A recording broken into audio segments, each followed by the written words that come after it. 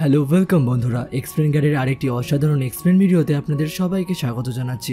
আজকে আমরা একটা অসাধারণ চাইনিজ ড্রামা নিয়ে এক্সপ্লেন করব। এক্সপ্লেনটি ভালো লাগলে অবশ্যই চ্যানেলটিকে সাবস্ক্রাইব করবেন এবং পাশের থাকা বেল আইকনটি অল অপশনে ক্লিক করে দেবেন। এবং আমরা 10,000 সাবস্ক্রাইবারের খুব কাছেই রয়েছি, সেই কারণে চ্যানেলটিকে সাবস্ক্রাইব করতে একদমই ভুলবেন না। এরপরে সে তাকে জানিয়ে দেয় সে আর কারণ না, সে ট্যাঙ্গের বোন হয়। এবং তার এই কথা শোনার পরে তাংশিও চমকে ওঠে এবং ডিংঝাও তাকে বলে, তোমার যদি বিশ্বাস না হয় তাহলে তুমি কার্ডটাও চেক করতে পারো। এরপরে সিচুয়েশনটা হ্যান্ডেল করার জন্য তাংশির বন্ধু তখন আসে এবং এসে তাকে একটা গিফট দেয়। গিফট নেওয়ার পরে তারা সেখান থেকে চলে আসে এবং তাদের সঙ্গে সঙ্গে তাংশি এবং তাংশির বন্ধুও আসে। তাদের গাড়ি অব্দি আসার পরে তারা তাংশিকে জানায়, আমি তোমাকে প্রথমে দেখে ভেবেছিলাম তুমি হয়তো ট্যাঙ্গের এক্স গার্লফ্রেন্ড, কিন্তু পরে সে পুরো ব্যাপারটা ক্লিয়ার করে দেয়। এরপরে তাদেরকে বাই করে তাংশি যখন তার বন্ধুর সঙ্গে হাঁটছিল তখন একটু চিন্তিত ছিল। তার বন্ধু তাকে জিজ্ঞাসা করলে সে তাকে বলে সে এত দামি দামি জিনিস তাকে দিয়েছে এবং এই সব খবরই হয়তো ট্যাঙ্গের কাছেও গিয়েছে। সে আমার ব্যাপারে এইসব শোনার পরে কেমনটাই না ভাববে। এইসব কথা বলার পরে তার বন্ধু সেখান থেকে চলে যায় এবং এরপরে তার কাছে লুসির এসএমএস আসে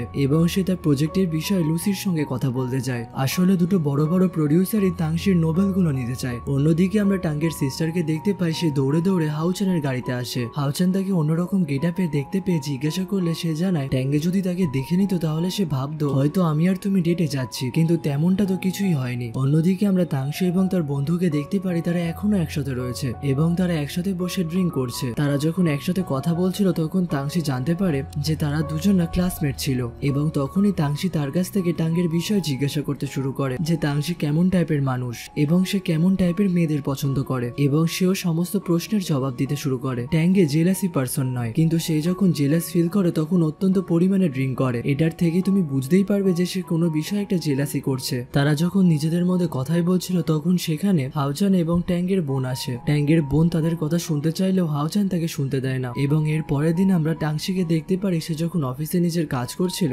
তখন ট্যাঙ্গের অফিসের একজন তার কাছে আসে এবং তার প্রজেক্টের বিষয়ে সাইন করার জন্য কথা বলে। সে যখন জোর করতে শুরু করে তখন তাংশির কোম্পানির কিছুজন এমপ্লয় সেখানে চলে আসে এবং যে নোবেলটা তাংশির ভাইরাল হয়েছিল সেইটার অথরকে কেউ জানে না। তাদের দুজনের কথার মধ্যে দিয়ে যখন সবাই জানতে পারে সবাই তাংশিকে দেখতে থাকে এবং অবাক হয়ে যায় এবং পরে সেই লোকটাকে তাংশি জানিয়ে দেয় যে আমি আপনাদের সঙ্গে কন্ট্রাক্ট সাইন করব না। এবং সঙ্গে সঙ্গে এই কথাটা টাঙ্গের কাছেও পৌঁছে যায়। টাঙ্গেও তার কথায় একটু অবাক হলে তার অ্যাসিস্ট্যান্টকে জিজ্ঞাসা করে যে কারণটা জেনে আসার জন্য, কিন্তু সঙ্গে সঙ্গে তাকে মানা করে দেয় এবং সে তার কাছে নিজে যাওয়ার কথা বলে। তখনই সেখানে হাউচান আসে এবং সে গাওকে বলে তোমাকে তো টাঙ্গে এক ফোঁটাও ছুটি দেয় না, তুমি এখন তোমার বাড়িতে যাও। এবং তার এই কথা শোনার সঙ্গে সঙ্গে গাও নিজের বাড়িতে চলে যায়। এরপরে গাও টাঙ্গেকে একটা ইন্টারেস্টিং কথা বলতে গেলে টাঙ্গে তাকে জানায় আমার তোমার কথার বিষয়ে কোনো ইন্টারেস্ট নেই, কিন্তু যখনই সে তাংশির নাম নেয় তখনই টাঙ্গের কান খাড়া হয়ে যায় এবং হাউচান তাকে জানায় যে আমি কালকে তাংশিকে লিংজির সাথে দেখেছি এবং তাদের মধ্যে বেশ রোমান্টিক মহলও তৈরি হয়েছিল, কিন্তু তার কোনো কথাতেই টাঙ্গে বিশ্বাস করে না এবং তাকে এই সমস্ত কথা শোনানোর পরে হাউচান সেখান থেকে চলে যায়। এরপরে আমরা তাংশিকে দেখতে পারি সে কাজের ফাঁকে ট্যাঙ্গেকে মেসেজ করতে যাচ্ছিল, কিন্তু মেসেজ লেখার পরেও সে মেসেজটাকে মুছে দেয় এবং তখনই সেখানে তার অফিসের একটা এমপ্লয় আসে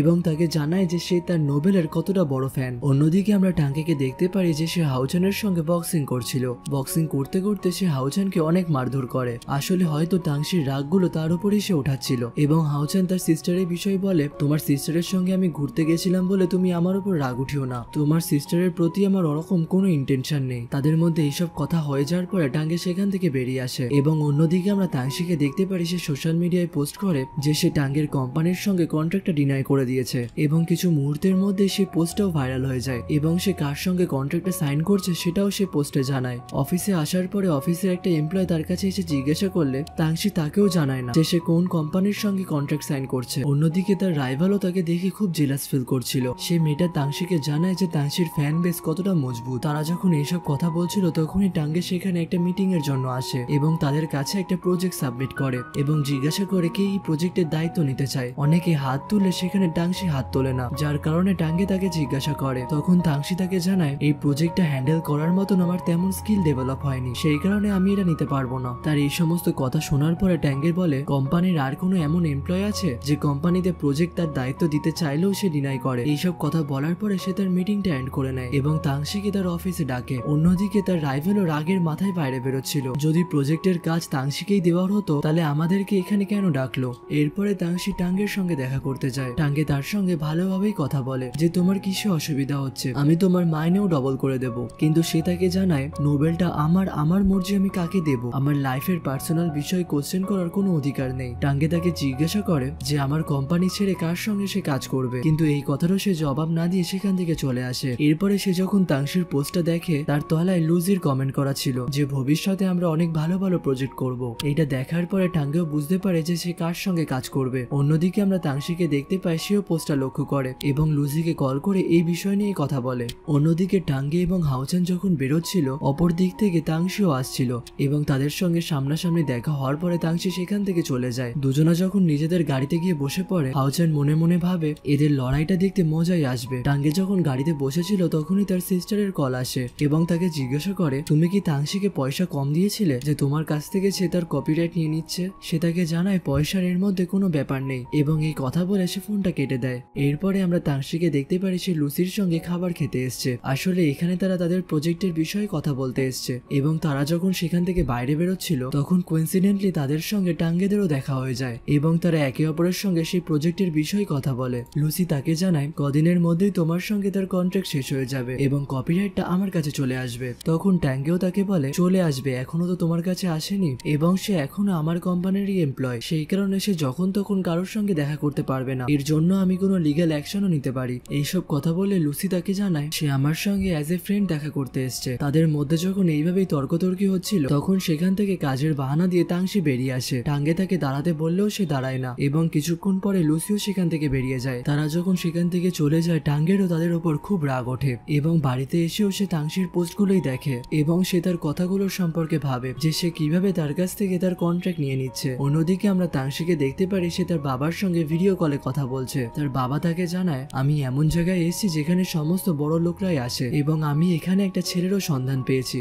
এবং সঙ্গে সঙ্গে সেই ছেলেটার মা এসে সেই ছেলেটার ছবি তাংশিকে দেখাতে শুরু করে। এইসব কারণের জন্য তাংশি একটু ডিস্টার্ব ফিল হয়, সেই কারণে সেও তার বাবাকে বলে তুমিও মার মতন আমার জন্য ছেলে খুঁজতে শুরু করলে এবং তাকে এত ডিস্টার্ব দেখে তার বাবা তাকে জিজ্ঞাসা করে যে তার কি হয়েছে, কিন্তু সে তাকে কোনো কথাই বলে না এবং তাকে বাড়িও আসতে বলে। অন্যদিকে আমরা টাঙ্গেকে দেখতে পারি যে তার অফিসে কাজ করছিল। সে যখন কাজ করছিল বাইরে থেকে কিছু এমপ্লয়ের কথা তার কানে আসে যারা টাঙ্গে এবং তাংশির বিষয়ে কথা বলছিল যে তাংশি টাঙ্গের অফিসে 1.5-2 মাস হয়ে গেল আর যায় না, তাদের মধ্যে কি এমন হয়েছে। তারা যখন এইসব বিষয়ে কথা বলছিল তখনই টাঙ্গে পেছন দিক দিয়ে আসে এবং তাদের জিজ্ঞাসা করে যে সত্যি কি এমন হয়েছে। তাকে দেখা মাত্রই সঙ্গে সঙ্গে তারাও শক হয়ে যায়। এরপরে আবার আমরা 6 মাস আগের সিন দেখতে পারি যখন তারা একসঙ্গে রান্না করছিল।